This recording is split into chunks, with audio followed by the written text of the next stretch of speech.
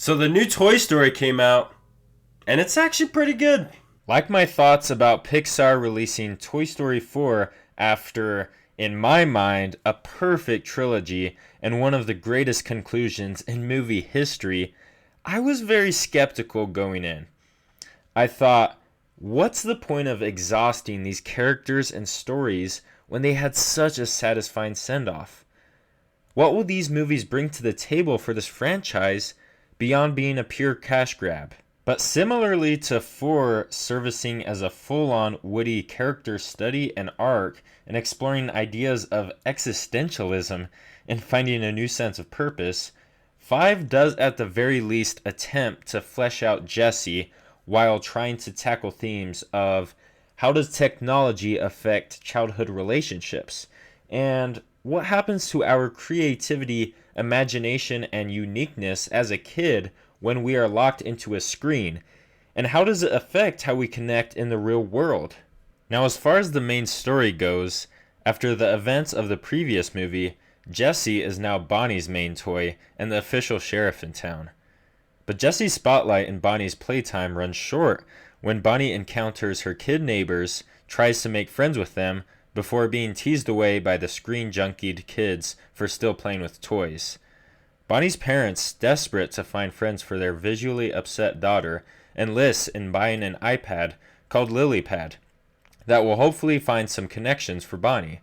But once LilyPad is brought into the fold, the toy's relevance is threatened, and they, primarily Jesse and Bullseye, with the help of a reunited Woody and Buzz, along with some new toys we meet along the way, have to navigate their way back to Bonnie's heart while trying to connect her to a new friend that is similar to her. Now, as I said before, I have remained skeptical about each new iterations of this franchise since that revolutionary trilogy. But I have to say, similar to my thoughts on 4, I think it 100% proves its worth and still brings something refreshing to the story that has now lasted over 30 years. It still has that same infectious energy of seeing these characters we know and love go on this new exciting adventure while still absolutely flooring the audience with moving emotional moments. And certainly, some of this is baked in nostalgia, but unlike some other franchises surviving solely on the glory of the past, this one gives us completely earned character moments that are quite unique to this individual story. Now, as far as particular things I really enjoyed in this, the whole updated Buzz Lightyear hive mind globetrotting adventure was just incredible stuff. It serves as more of a subplot to our main story about Jesse and Bonnie, even though they become important later, but it is so fun I legit need a full 20-minute short film of just that. I also think the imaginary child's playtime scenes work extremely well every single time. I remember they used it as the opening scene of Toy Story 3, and it is just as good in this while also being very unique. It borrows some of that signature art style and vibrant animation from the Spider-Verse movies, and even though they aren't massive scenes for the story at hand, they were my favorite part of the entire movie. And similar to what I said about the group Buzz Lightyear scenes, these would be great as individual short films separate from the film as a whole.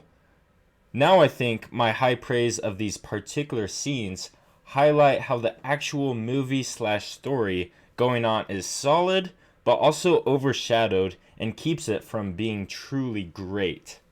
I think it's very interesting to flip the status quo and put Jesse completely in the spotlight with Woody and Buzz as side characters, who still easily manage to be hilarious and the spark plugs that fuel these movies. And much like Toy Story 4, this opts to introduce new characters as opposed to being the OG band going on an adventure together in the first 3. The new characters of note in this are LilyPad, voiced by Greta Lee, and Smarty Pants, voiced by Conan O'Brien.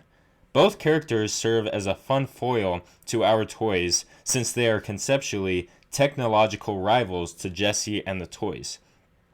And it was interesting to see this push and pull dynamic where both sides attempt to strike a balance between the idea of playtime and tech time. However, and this probably goes without saying, it just doesn't go head to head against that lightning in a bottle group of characters that we used to see together.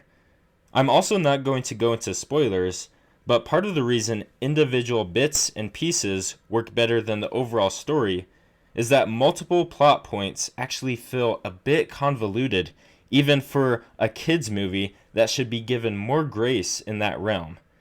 And to add to that note, I felt satisfied with the end result, but also part of me thought that the conclusion sort of tried to have its cake and eat it too.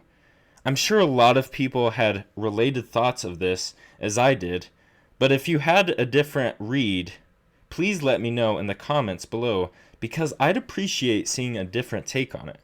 Now, with that said, do I think this compares to 1, 2, or 3?